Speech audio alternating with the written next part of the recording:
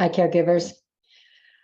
I want to talk to you about part 3 of learning to identify the enemy. Who is your real enemy? What is your real enemy in your journey as a dementia caregiver? And today we're going to talk about guilt. Guilt is the subtle and sometimes deadly enemy for some caregivers. Guilt often has to do with what happened in the past.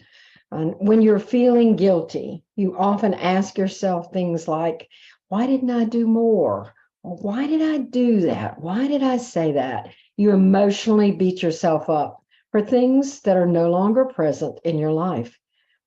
They exist only in your mind. Regrets can haunt you if you let them. Is this your best choice when you have a lot to focus on right now? Sometimes guilt is in the present. You might think that you want or need to get away for a break, and then you feel guilty about it. At those times, I suggest that you use the best friend method. And here's how it works. If your best friend had done what you'd been doing for the past 3 months or 3 years or even longer, and came to you and said, I need a break for a little while, what would be your response? Would you say that he or she needs to feel bad about that reality? Or would you encourage that person to take a break because it made sense? You care for them and you want what's best for them. So be your own best friend. Treat yourself as lovingly as you would treat your best friend. Take that break.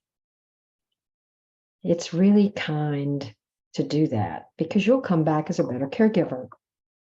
Now, here are 10 short guilt strategies that were developed by Dementia Alliance of North Carolina. And I just want to run through those really quickly for you.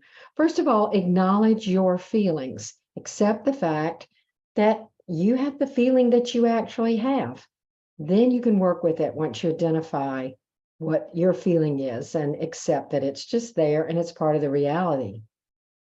Think about quality time with your loved one. I call that creating moments of joy.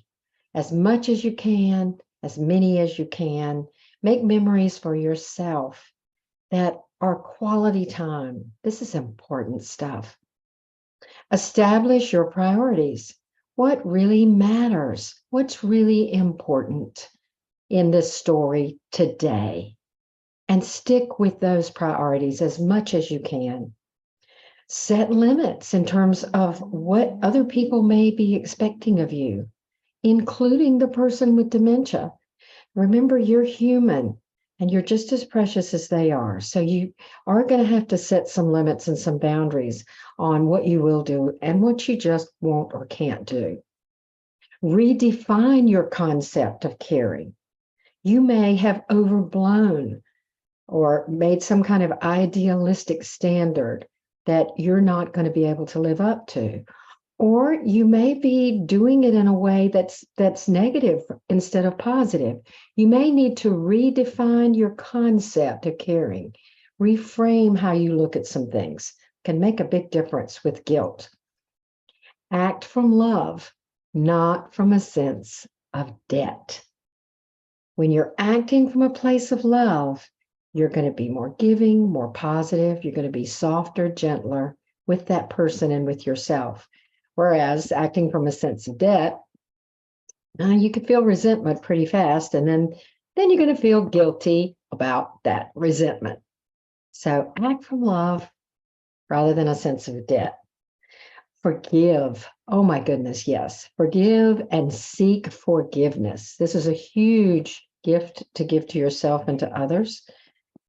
Seek forgiveness when you need it. Be quick, especially with your loved one, to say, I'm sorry. And sometimes with dementia caregiving, you say, I'm sorry when you really didn't do anything wrong. You just seek forgiveness because it brings peace into the room and it gives the other person an opportunity to reframe things for themselves. Foster the independence of the person who's living with dementia as much as you can. Encourage them to do as much as they can do on their own. Face the facts. It is what it is. Facing that instead of keeping yourself into a spinning circle of denial, that is going to help you with guilt. And do not succumb to peer pressure. There are going to be people who are constantly giving you the woulds, the coulds, and the shoulds. They're not walking in your shoes. Some of them have no clue at all what you are dealing with. So don't succumb to that peer pressure. Spend some time really thinking through what you need to do, how you need to do it, how it's going to work at your house. And don't give in to that peer pressure when you just know in your gut that it's inappropriate. So that's my advice to you on how to deal with guilt as one of your enemies in the caregiver journey. And in part 4, I'm going to talk to you. I'm going to look at worry as your enemy. I hope you've watched parts 1 and 2 about identifying what this thing is all about, who is your enemy, who's not, and identifying stress specifically as your enemy, and today guilt. And then we're going to be looking at worry, and then we're going to finish up with exhaustion. So I hope you'll look at all 5 parts, and I hope you have a good day today. Thank you for what you're doing. It's very important. It matters a lot.